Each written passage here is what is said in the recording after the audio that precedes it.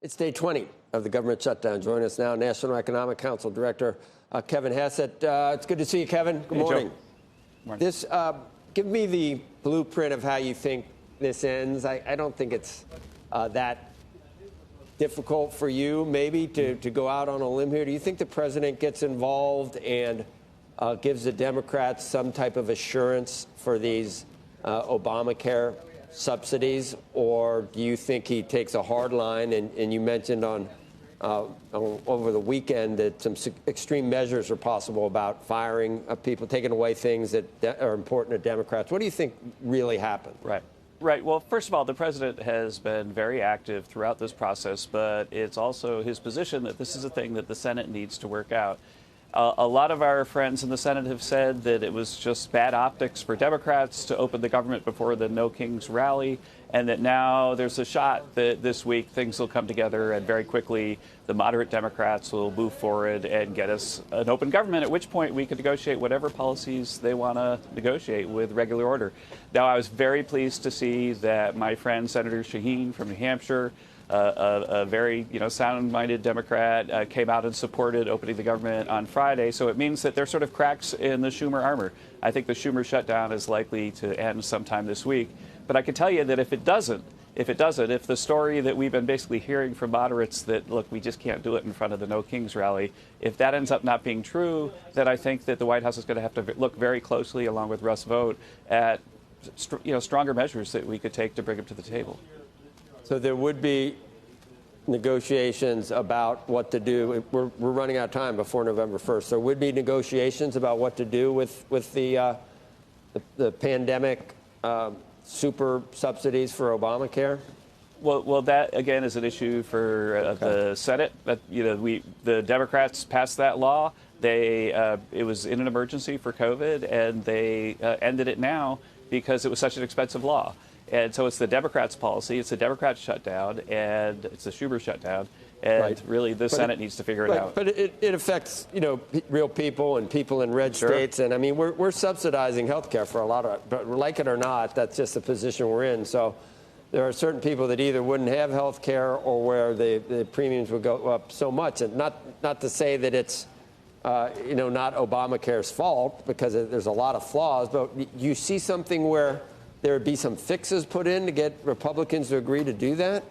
Again, that's up to the Senate to negotiate. But if you look at the expiring subsidies, the vast majority of people, certainly low-income people, aren't affected at all. It's just that the policy was expanded to people up to 4 times the poverty level, and so you get people who have much, much higher incomes than were intended to be protected by Medicaid, and they gave them basically, a free card as well back during COVID.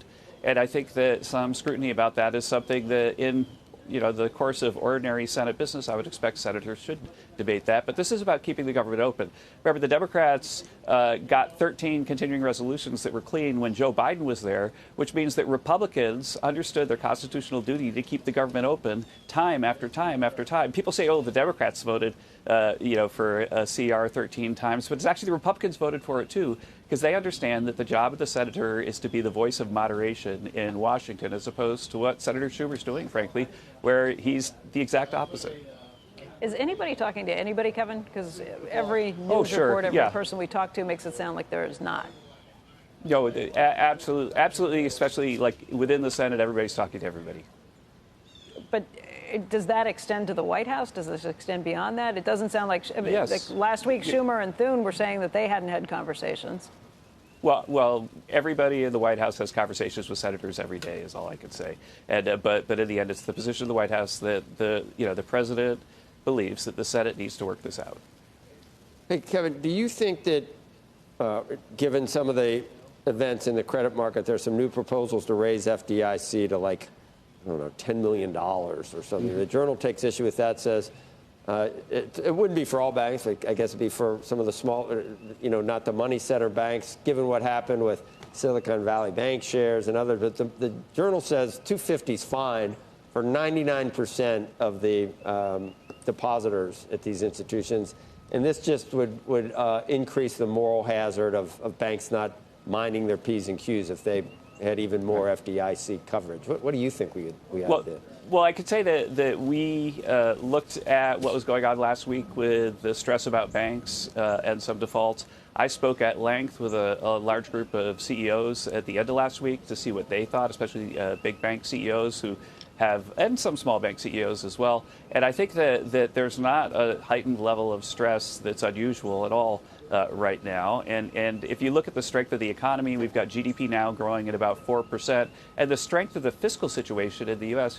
Joe, do you realize that if you extrapolate what we've done this year, that the deficit this year is going to drop by $600 billion relative to last year? That $600 billion drop explains why 10-year treasuries are going down, not a weak economy. If you go back to the Fed's preferred measure, the Lauback elasticity of interest rates with respect to the deficit, that's it's about 0.5 or 0.6 of the drop of the 10-year should be coming from the big reduce of the deficit from our very fiscally responsible policies. Well, what that does is it makes it so that there's more private capital for the rest of the world because the government is not taking away all the capital of the economy. And so it should make the financial sector much stronger.